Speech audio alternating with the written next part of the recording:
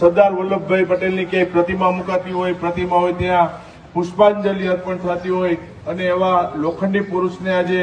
પુષ્પાંજલિ અર્પણ કરવા માટે અને પ્રતિમાના અનાવરણ વિધિ પ્રસંગે બેઠા છે ત્યારે વિશેષ કંઈ નહીં કહેતા સરદાર સાહેબના ચરણોમાં પ્રાર્થના કરું છું કે જે રીતે એને દેશને આખાને એક કર્યો હતો અને અખંડ ભારતનું નિર્માણ થયું હતું. આપણે જે જગ્યા ઉપર બેઠા છીએ વીરપુરના બજારની અંદર, ચોકની અંદર સરદાર વલ્લભભાઈ પટેલની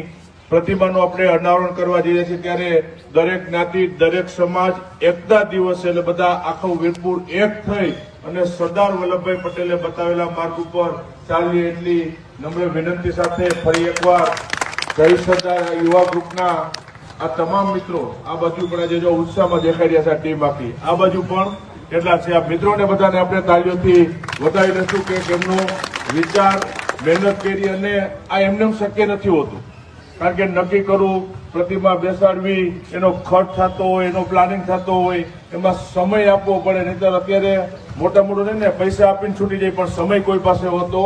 નથી. પણ સરદાર વલ્લભભાઈ પટેલની પ્રતિમાનું અનાવરણ અને સ્ટેચ્યુ બનતું જે મિત્રોએ સાથ અને સહકાર આપ્યો છે, ફરીથી સમગ્ર વીરપુર ગામ વતી આ યુવાન મિત્રોનો આભાર વ્યક્ત કરું છું અને સરદાર પટેલ સાહેબની આજે જન્મ જયંતિ છે ત્યારે આપણે સૌ વતી એમના ચરણોમાં વંદન કરી અને મારી વાત પૂરી કરું છું. ભારત માતા કી જય.